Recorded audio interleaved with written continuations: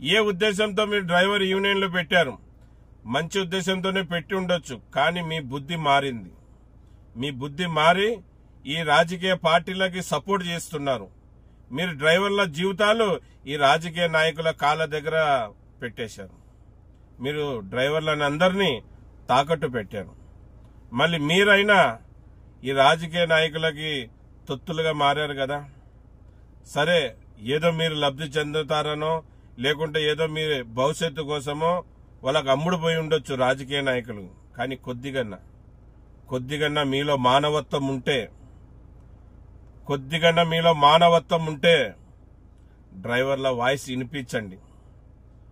కూటమి ప్రభుత్వంలో ఉన్న రాజకీయ నాయకులకి డ్రైవర్లు ఎవరు, ఓన్కమ్ డ్రైవర్లు ఎవరు అనే విషయాన్ని వివరించి చెప్పండి. భజన కాదు మీరు చేయాల్సింది. మా ప్రభుత్వం డ్రైవర్లకి 15,000 ఇస్తుందని భజన తగ్గించండి. భజన వదిలేసి టీడీపీ పార్టీకి చెందిన డ్రైవర్ యూనియన్ లీడర్లకే చెప్తున్నాను, కూటమి ప్రభుత్వానికి సపోర్ట్ చేసే డ్రైవర్ యూనియన్ లీడర్లకే చెప్తున్నాను, మీరు కూటమి ప్రభుత్వం 15,000 ఇస్తుందని భజన చేస్తున్నారు కదా, ఆ భజన తగ్గించండి. టీడీపీ పార్టీ 15,000 ఇస్తుందని భజన చేస్తున్నారు కదా, ఆ భజన తగ్గించండి. భజన తగ్గించి చంద్రబాబు నాయుడు గారికి, లోకేష్ గారికి, పవన్ కళ్యాణ్ గారికి, ఎమ్మెల్యేలకి, ఎంపీలకి, మంత్రులకి డ్రైవర్లు అంటే ఎవరో చెప్పండి. ఈ భజన వదిలేయండి. ఓన్కమ్ డ్రైవర్లు ఎవరు, పని చేసుకో బతికే డ్రైవర్లు ఎవరు అని చెప్పండి. ఒకే భజన చేస్తే లాభం లేదు. ఇన్ని రోజులు డ్రైవర్ల ద్వారా పేరు సంపాదించుకున్నారు కదా, డ్రైవర్ పేరు వినిపించండి అక్కడ. ఇన్ని రోజులు డ్రైవర్ల ద్వారా బాగుపడుతున్నారు కదా, ఇప్పుడన్నా డ్రైవర్ల వాయిస్ వినిపించండి అక్కడ. అది వదిలేసి ఊకే భజన చేస్తున్నారు.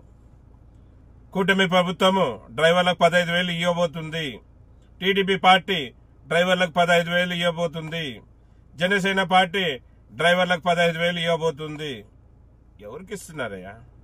100కి 2% మంది డ్రైవర్లకు ఇస్తూ 98% డ్రైవర్లను మర్చారా? ఎంతమంది డ్రైవర్లు ఎక్కడెక్కడ పని చేస్తున్నారో మీకు తెలుసా? ఉదాహరణకి